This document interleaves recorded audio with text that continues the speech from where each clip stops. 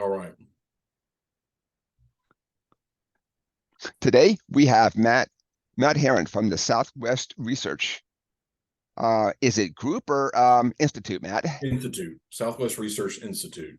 Thank you, Matt. Matt is a titan in the field of safety right now. He's done a lot of fantastic things. I don't want Matt to brag too much about himself, but if you could just do a little short intro, Matt, and then we'll kind of sit down and kind of get into a couple topics. Sure. Thanks again for having me, David. So my name is Matt Herron. I am the lead safety engineer for the Mechanical Engineering Division at Southwest Research Institute here in San Antonio, Texas. I currently volunteer as a leader in the American Society of Safety Professionals as the regional vice president for Texas, Oklahoma, and Arkansas. And then I'm also a board of certified safety professionals ambassador as well. Oh, awesome, Matt. Thank you. Thank you so much.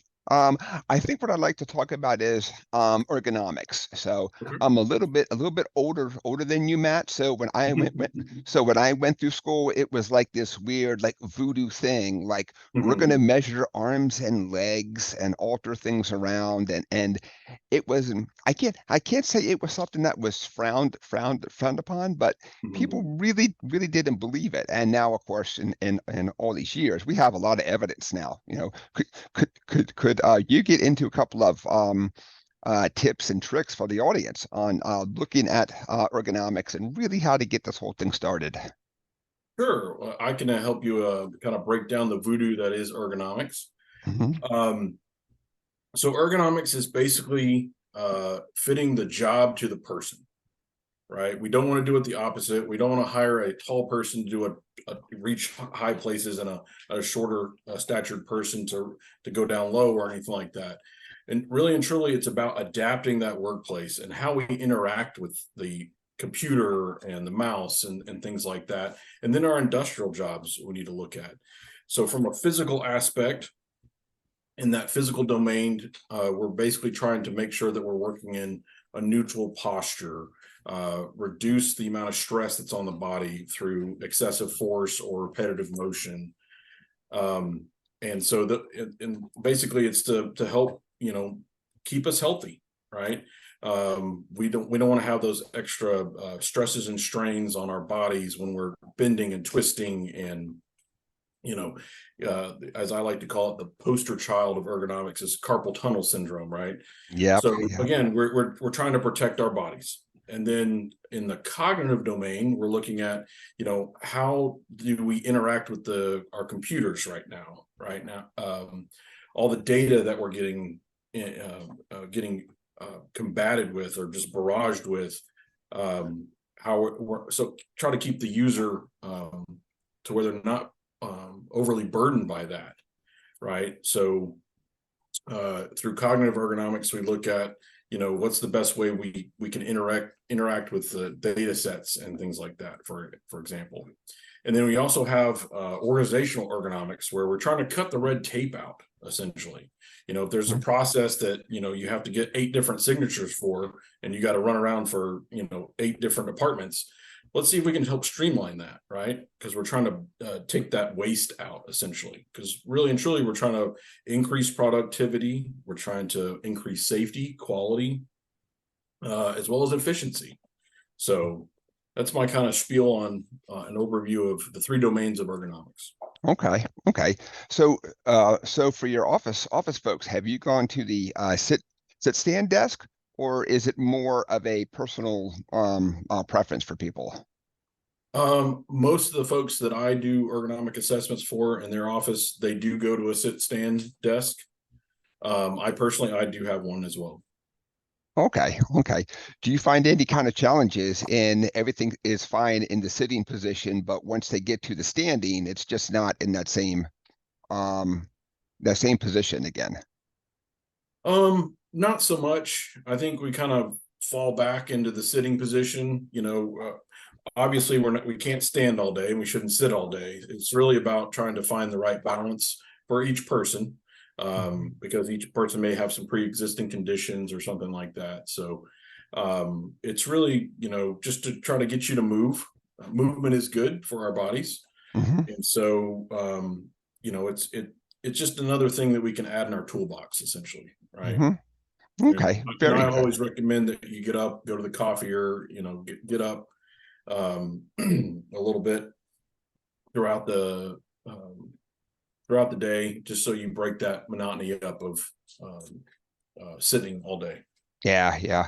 I know that the as I age, I'm not sure if I'm just more anxious now, but it's a whole lot harder in this day to really sit and look at my computer screen for a long time. It used Very to much be so. that Hmm.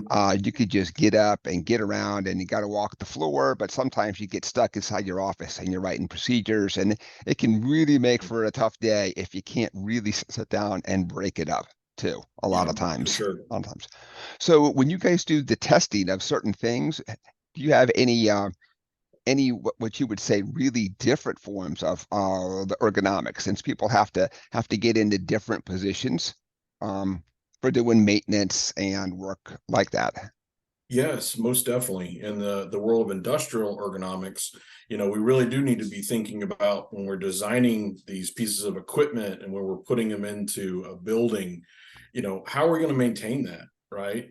Can you open that door next to that wall enough to actually get into the motor or apparatus that you're trying to reach?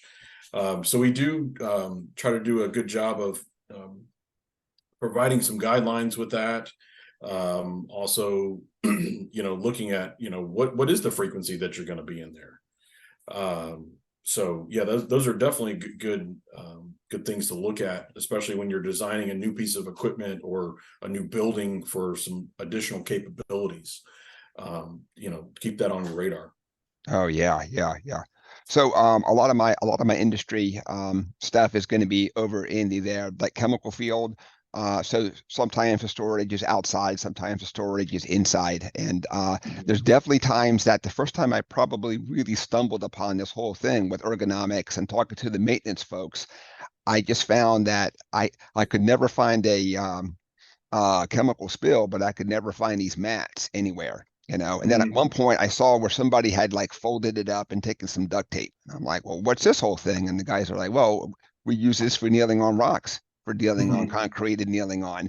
So sometimes the guys try and solve their own problems as opposed to coming to us for help then too. Um, Yeah, and that's why you need a participatory ergonomics program, because those people on the front lines, they know where their pain points are, right? They know when they have to get on the ground, or they know that they really hate this job over here, and so that's kind of where you can be their champion and get their feedback and say, what's bothering you, what's going on over here in this particular job that you don't like, is there a way that we can improve that? And then you kind of become that that you can bring in some new toys, if you will, oh right? yes, yes. And it's kind of when you can make that connection of something that hurts them, get their solution to it, right? You're able to provide that to them, right, through a supplier or distributor or whatnot, and you can try some new stuff out and get them involved, because if it's their idea, they're going to be a whole lot more apt to actually adopt it, right, than if you were to just say, oh yeah, we just need this XYZ thing, right? Yes, yes. And you can actually make a better business case, I think, that way too, because you're bringing it to your management and saying, hey, so Johnny has this issue, and I think we can help him out by doing this. Yes, yes, yes. So when I So was a young intern 30 some years back, I had this one boss, and he always carried around those old style three by five cards. And he mhm, and he and he and he always said that if you ask the person to write the problem on the front and the solution on the back, they almost mhm. always 100% get it right. But a lot of people have a hard time with self-confidence. They don't feel it's their job. They've been beaten down. Yeah. They've been told, well, money's tight. Let's not really spend. So there's a lot of other factors that go into when a person is trying to bring up these issues too. Mhm. So I know that in certain areas of their like country, the good old fashioned pride really hurts too, because these guys are not going to say that anything hurts. You know, so yeah, it can be really hard to do.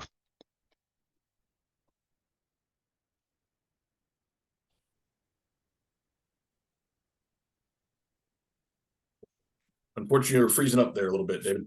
Yes, I was almost at the point of hitting the pause button, like, uh-oh, it stopped. But yeah, so I don't know if you had caught that whole thing, but I just went ahead and kind of told a story of my past and all that. But Mhm. it can be really hard for these guys if Yeah. um if they kind of almost see themselves as like the champion there. That if somehow the champion now has a kink in their armor, like my knee Yeah. hurts, my back hurts, I Yep. can't, I can't grip the way I used to grip, and I got to turn that wrench and stuff. So yeah, it can be hard for some people to really bring up these concerns. I have Mhm. found that they'll do it in private, of course, but in a Yeah. public setting, people will almost never bring up concerns. Yeah. Yes. And to your point about, bringing it up to management and whatnot, and it costs this much. But I think if you start to look at your workers' compensation numbers and say, okay, well, we had this injury and this cost us X amount, and the solution that I'm proposing is only this amount, right? So, and what's the risk? Do a proper risk assessment of that particular job and make sure that um, it's actually gonna, you can make sure that that number is going to work out. Yes, yes. Right? That's And all of us in safety know that we can always prove the cost benefit, but the hard part is trying to prove something that hadn't happened yet. So that's true. that's really really hard for some people in management to say. So we're going to spend money on a proactive thing that hasn't happened yet to make Mhm. sure that it doesn't happen, but it hasn't happened yet. But I still have to spend money on it. So sometimes it can be hard. Yeah, But that's where we have to step up, of course, and then be champions too, because I'm sure that you've been told no a lot too, so yeah, yeah, yeah, yeah. I just, mean, and that's the thing is it doesn't have to be this, grandiose or very expensive mhm, solution, right? right. Sometimes the easiest thing is just to put the computer up on a piece of paper, Yeah. on excuse me, put on a ream of paper, right, just to get your Mhm. monitor to the right height or whatnot. So Right, right, right, right. Mhm. So let's talk about have you seen those exoskeletons that are mhm. starting to get out now? Have you guys had any chance to use them or test them at your facility? We have not actually. No. We try to take a proactive approach and look at, what are we lifting, right? What's the distance that we have to go? We have a wide variety of research and development capabilities here at Southwest Research. And we do everything from deep sea to deep space research and development and a little bit of everything in between. Mhm. So our particular group, we do everything from materials, turbo machinery, fluids, um, structures, as well as ballistics. So there's a wide variety of things they can do in the industrial world, essentially. Um, and so we try to do a lot of risk assessments to make sure that they're not putting their bodies in harm's way, essentially. We're trying to decrease that risk of musculoskeletal disorders. Mhm, mhm. And anytime that you're doing some research, a lot of times you're taking what's considered we'll just call it a known science, and you're trying to say, so what happens when I do this? Or I've created a product, and now this product I'm now going to test Mm-hmm. also. So sometimes there can be some unknown circumstances from this whole thing too. Mm-hmm. Mhm. Oh, for sure. Yeah, yeah, yeah. That sounds like a really neat place to work, and I'm going to do everything I can to invite myself in as soon as I get down there. So, Please let me know when you're in town. We'll make that happen. Awesome. Very good. Very good. I'm trying to think of some of the other topics because I just drew a total. Oh, do you do anything with lasers there? We do have a couple laser labs. Yes, Mhm, sir. mhm. So anything from a lower class laser to a class 4, Mhm. we do have those. So, but I rest assured we do have the proper interlocks and controls in place. So So then there's no open beams then, huh? no, no, no, no. Oh, But very good. Yeah. yeah. Yeah.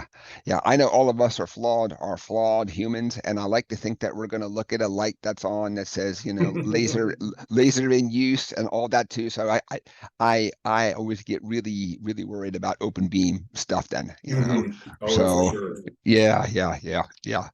Very good. Well, Matt, this has been a fantastic talk. I want to thank you so much for taking the time out of your busy day. You are just a true champion in the field of safety. So I want to thank you for that too, of course. Thank you so How much, David. can I really do appreciate it. how can folks reach out and connect with you? Usually the best place to reach me is on my LinkedIn account. So look up Matthew Herron. So I look forward to connecting with y'all. Okay. Perfect, Matt. Thank you so much. And I'm going to do everything I can to have a part two and a part three also. We're just out of time today. Understood. Thank you, David. Okay, Matt, thank you so much. Have a great day. You too.